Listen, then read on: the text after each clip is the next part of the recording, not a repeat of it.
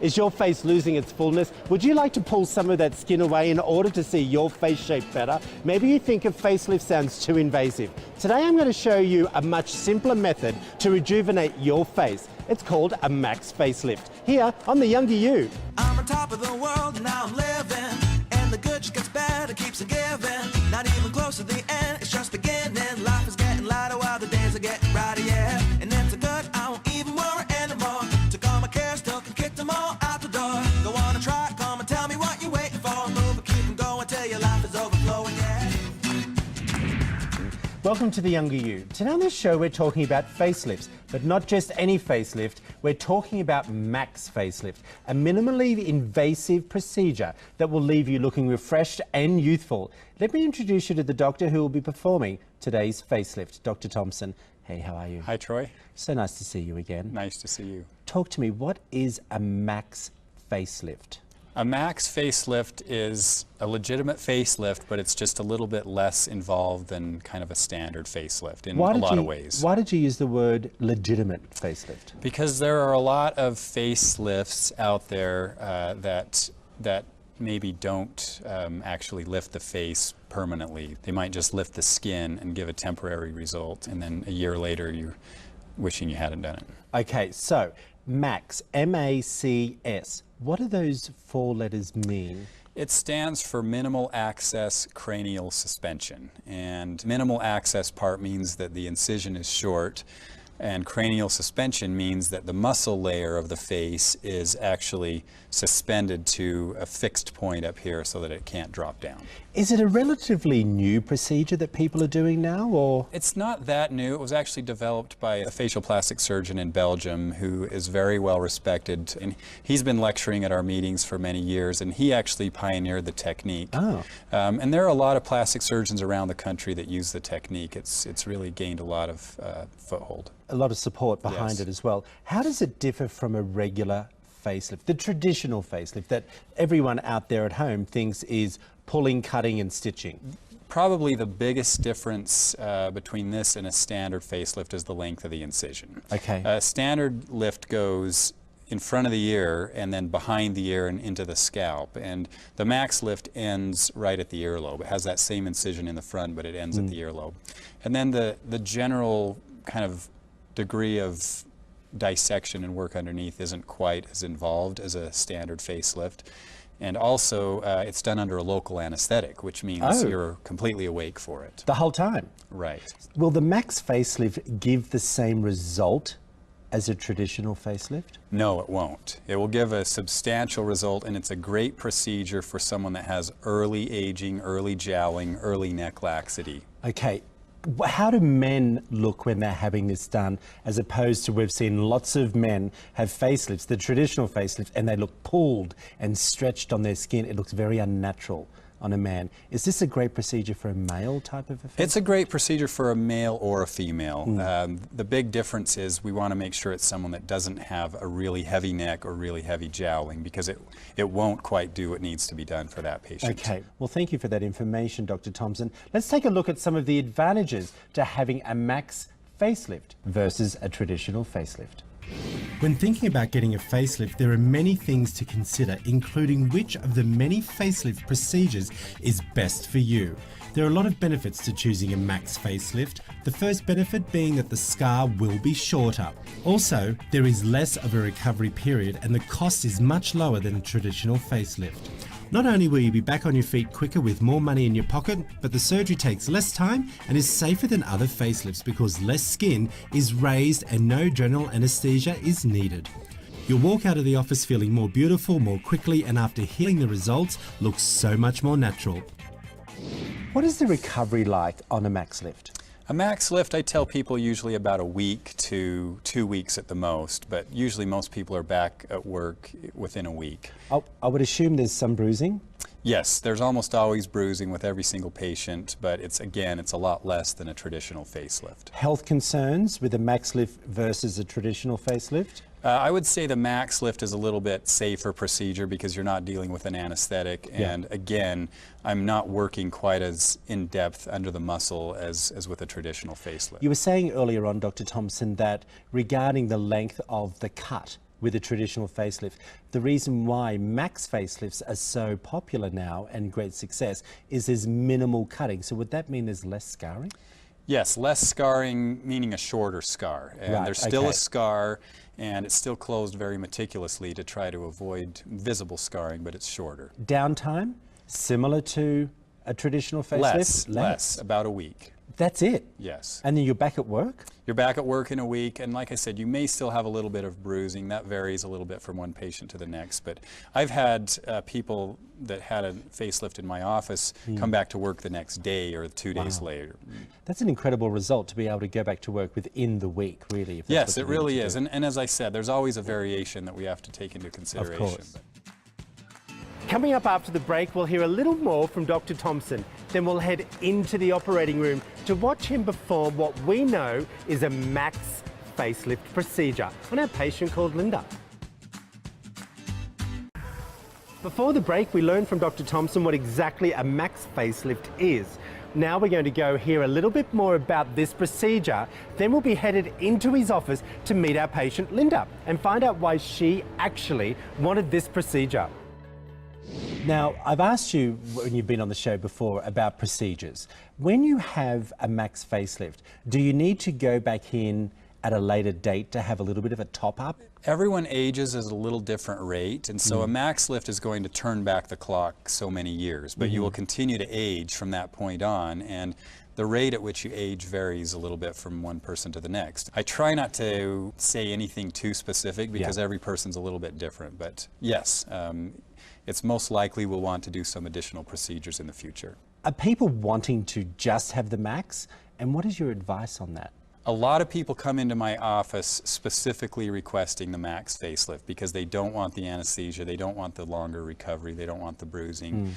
And a lot of times I think they're great candidates, but sometimes I tell people I think it would be a mistake to do the MACS lift because you really actually need more than that.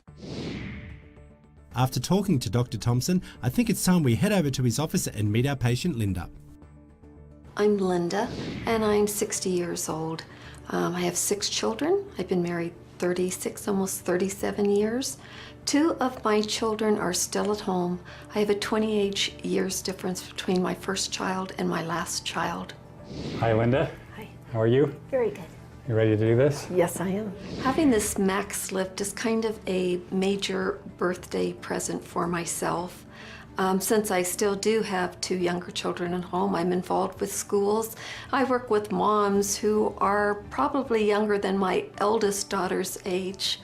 I just want to be perked up a little, cleaned up a little, not changed. So just to review a little bit, this is the MACS lift. It's a short scar facelift. It's a little less invasive than maybe a typical standard facelift, and you're really an ideal candidate for this procedure because as we've talked about before, you have kind of early jowling, you don't have a really heavy jowl, you don't have a heavy neck.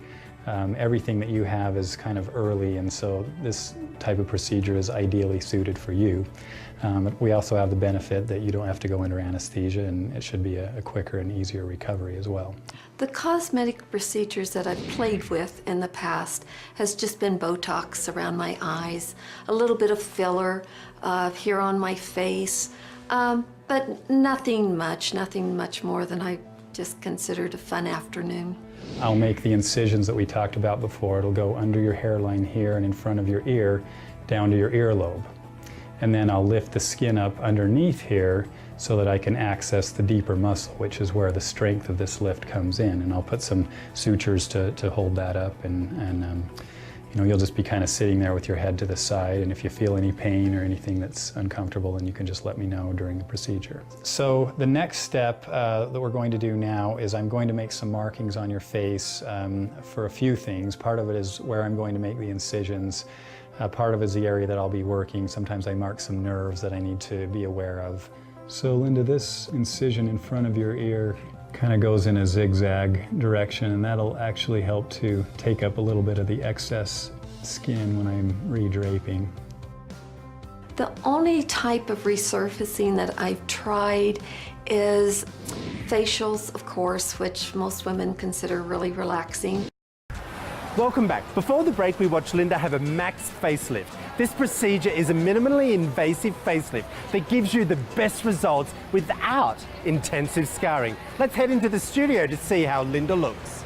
I'm in the studio with Dr. Thompson and Linda to talk about her MACS facelift procedure. But first, let's take a look at Linda's before pictures. Linda, talk to me about what you see right there. I was just getting up in the morning after a good night's sleep and looking tired. Yeah. And I wasn't tired, but it was starting to show.